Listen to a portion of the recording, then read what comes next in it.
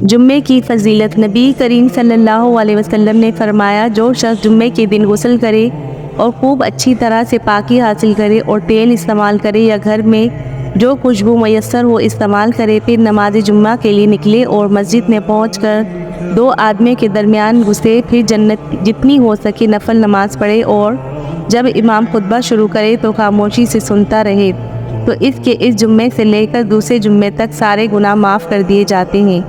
جمعے کی سنتیں: سورۃ الکہف کی تلاوت، غسل کرنا، خوشبو کا استعمال کرنا، صاف کپڑوں کا اہتمام، کثرت سے درود پڑھنا، مسواک کرنا، تیل لگانا، خاموشی سے خطبہ سننا، دعا کا خصوصی اہتمام۔ رسول صلی اللہ علیہ وسلم نے فرمایا، جس شخص نے جمعے کے دن سورۃ الکہف پڑھی، اس کے لیے دو جمعوں کے درمیان نور روشن ہو جاتا ہے۔ رسول صلی اللہ علیہ وسلم نے فرمایا، جس شخص نے جمعے کے دن سورۃ الکہف پڑھی، اس کے لیے دو جمعوں کے درمیان نور روشن ہو جاتا ہے۔ اگر کوئی شخص اپنی سانسوں کی تعداد کے برابر بھی آپ صلی اللہ علیہ وسلم پر درود پڑھتا رہے تو وہ آپ صلی اللہ علیہ وسلم کا حق ادا کر سکتا ہے، نہ آپ صلی اللہ علیہ وسلم کی نعمت کا قرض چکا سکتا ہے۔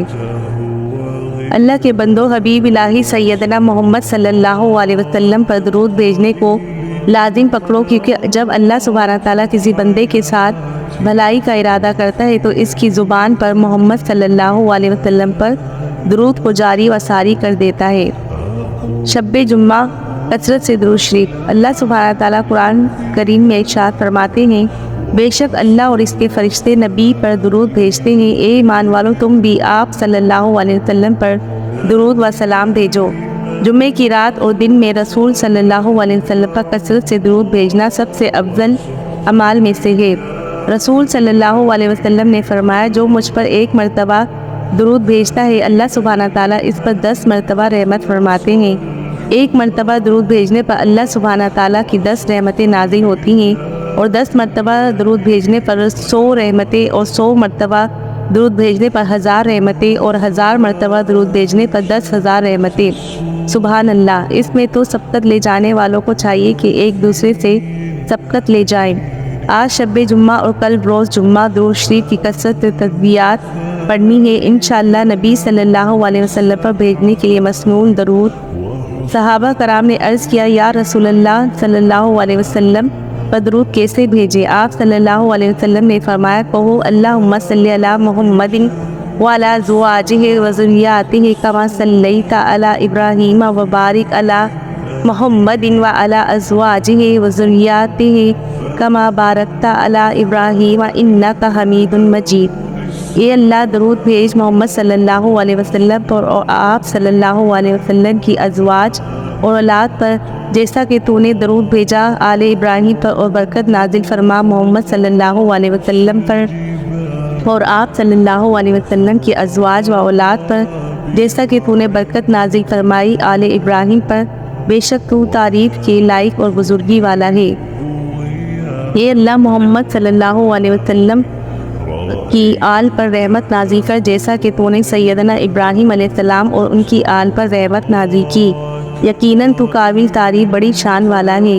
اے اللہ، محمد صلی اللہ علیہ وسلم اور ان کی آل پر برکت نازل کر، جیسا کہ تو نے سیدنا ابراہیم علیہ السلام اور ان کی آل پر برکت نازل کی، یقیناً تو قابل تعریف بڑی شان والا ہے۔ آپ چھوٹا درود شریف بھی پڑھ سکتے ہیں اور درود شریف کی فضیلت حاصل کر سکتے ہیں۔ صلی اللہ علی نبی امی بھی پڑھ سکتے ہیں اور صلی اللہ علیہ وسلم بھی پڑھ سکتے ہیں۔ اللہ پاک ہم سب کو اپنے نبی صلی اللہ علیہ وسلم پر کثرت سے درود بھیجنے والا بنائے۔ معمولی سستی کی وجہ سے اتنا عظیم ثواب چھوڑ دینا بہت بڑی محرومی ہے۔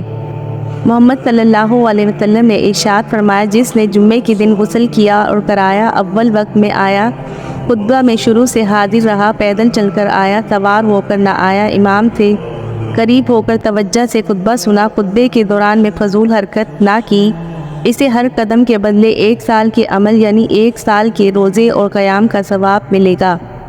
غسل کا مطلب یہ بھی بیان کیا گیا ہے کہ سر دھویا اور نہایا یعنی اہتمام سے غسل کیا اور پوری صفائی حاصل کی۔ دوسرا مطلب جس کے مطابق ترجمہ کیا گیا ہے یہ ہے کہ اپنی بیوی کا صنفی حق ادا کیا، جس کا فائدہ یہ ہوگا کہ جمعے کو آتے ہوئے راستے میں عورتوں پر ناجائز انداز سے نظر نہ پڑے گی۔ یا اللہ۔